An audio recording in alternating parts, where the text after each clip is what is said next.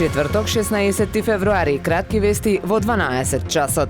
Европскиот суд за човекови права во Страсбур соопшти дека апликациите на осудените и обвинетите од предметите што ги отвори специјалното јавно обвинителство, ако и поранешниот председател Ѓорѓе Иванов ги помилува, се недопуштени. Судот смета дека обвинетите и осудените не успеале да ги исцрпат домашните правни лекови или во превод предметите на поранешното СЈО не пропаѓаат и постапките за нив продолжуваат. Поранешните функционери против кои постапки отвори СЈО се жалеа во Страсбур дека нивното кривично гонење подаденото помилување представува кршење на владењето на правото, како и дека повлекувањето на аболицијата било против правната сигурност.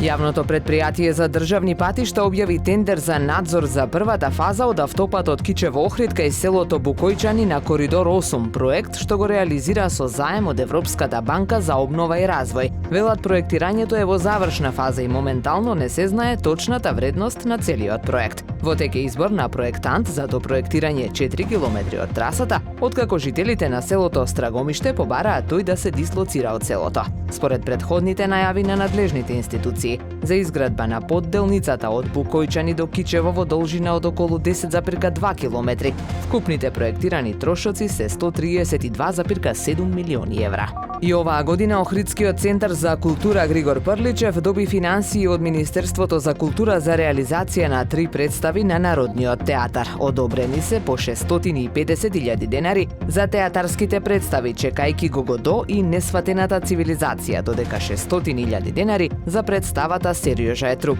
Пари се одобрени и за Балканскиот фестивал за народни песни и игри, Прличевите беседи и Охридските староградски средби, а одобрени се и 400.000 денари за тапацирање на столчињата во киносалата.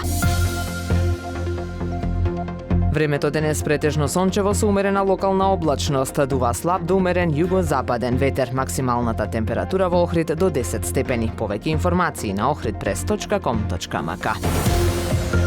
Уредник и водител на вестите Даниела Спасик. Технички реализатор Реджеп Селман.